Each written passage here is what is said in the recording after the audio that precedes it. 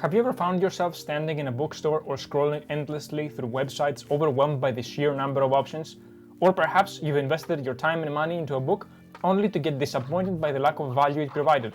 If any of these scenarios sound familiar, then don't worry, I'm here to save you. Hello friends, my name is Mike, and in this video I will show you my decision-making process for whenever I want to pick up a book, and I also show you why you should always buy online, plus I give you some food for thought at the end by providing some additional notes. As an avid reader myself, who has been reading one book per month for the last 5 years, I have come up with some tips that will make your life a lot easier. So let's jump in. Why you should always buy online? There are some cons and pros when you buy online versus when you buy on a physical retail store. But in my opinion, the pros far outweigh the cons in this process, but let's describe them one by one. The first thing is the variety of the books that you can find online versus to the limited variety of books you can find on a physical store.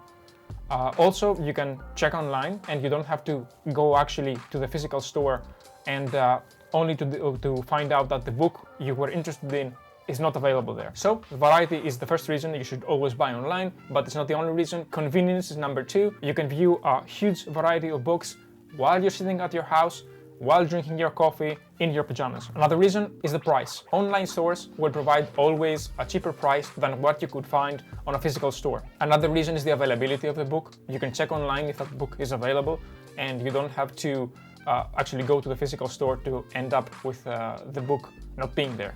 You can also do a lot of research on the book you want, like who's the author, ratings and reviews and so on. The only possible cons that I see in this process is that when you actually go to the physical store, you can browse the book in a much better way because you can literally open up the book and see or jump to the page that you want to see.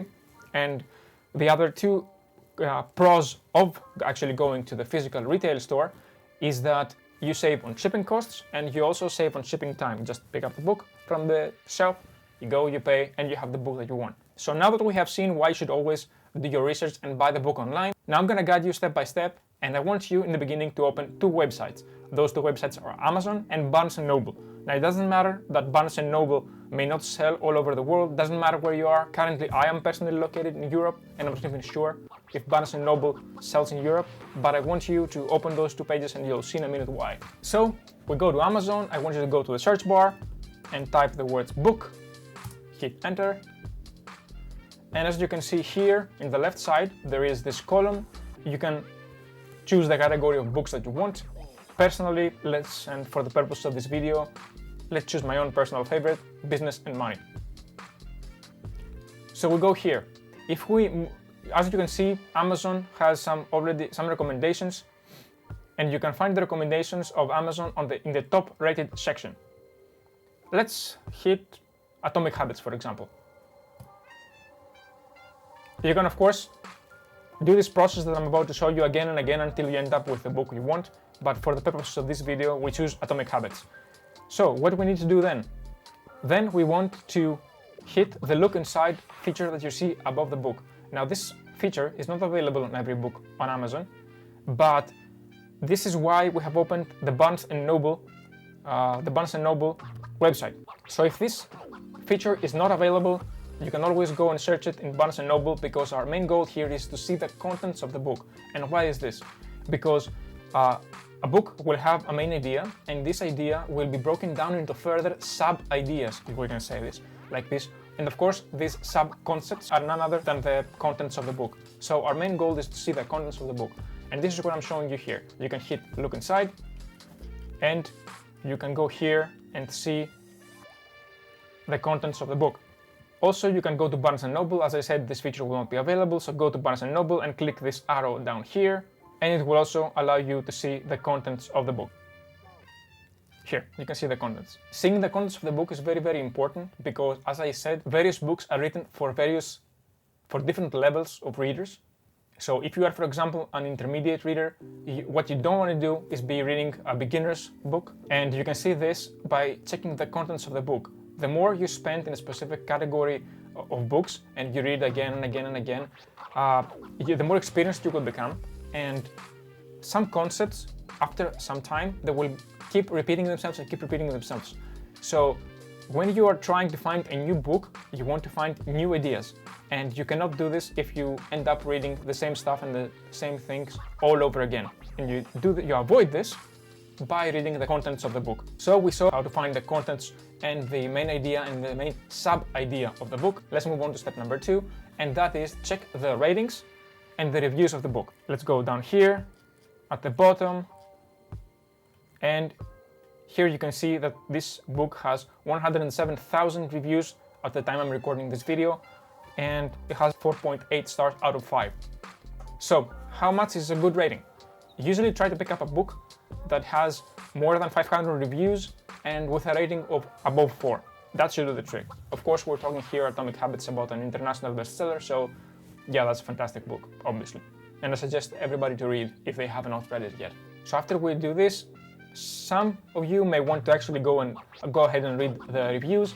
Just if you proceed and go ahead and read the reviews of the book, read it with a pinch of salt, because reviews at the end of the day are something clearly subjective. Now, step number 3, consider the author. Why is this important? For 2 reasons.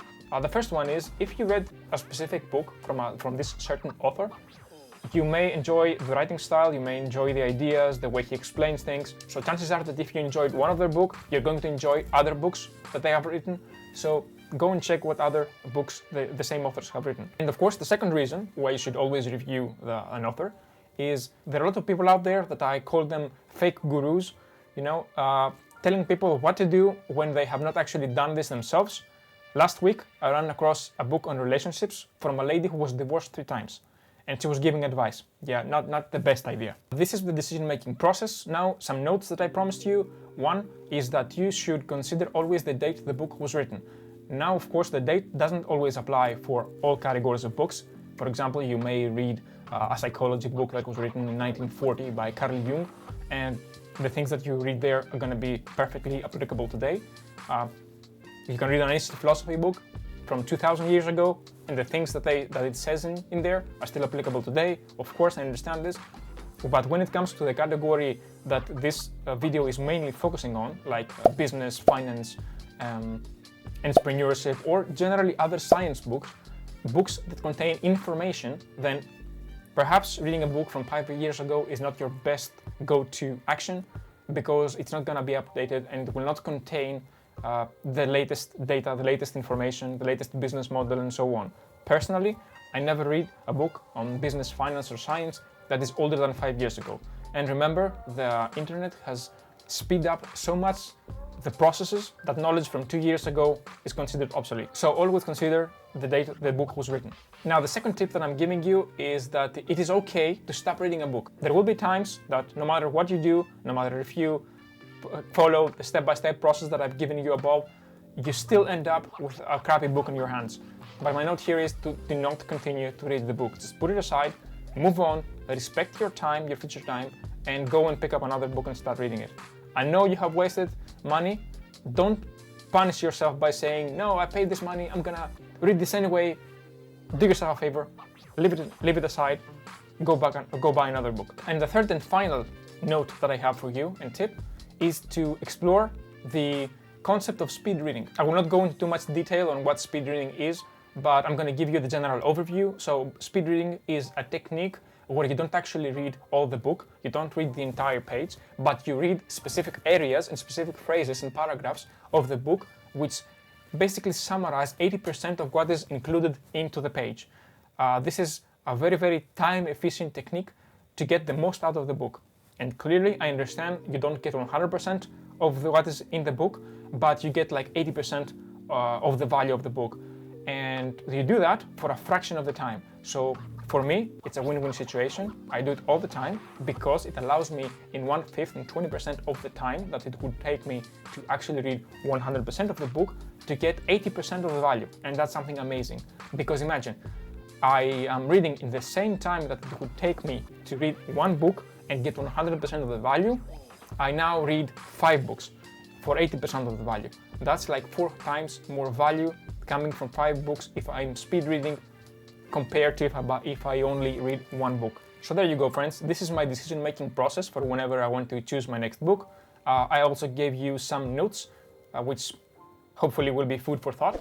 If you enjoyed this video, hit the like button, hit the subscribe button. It helps a lot. Leave a comment, let me know what you think. I'll see you in the next video. Bye-bye.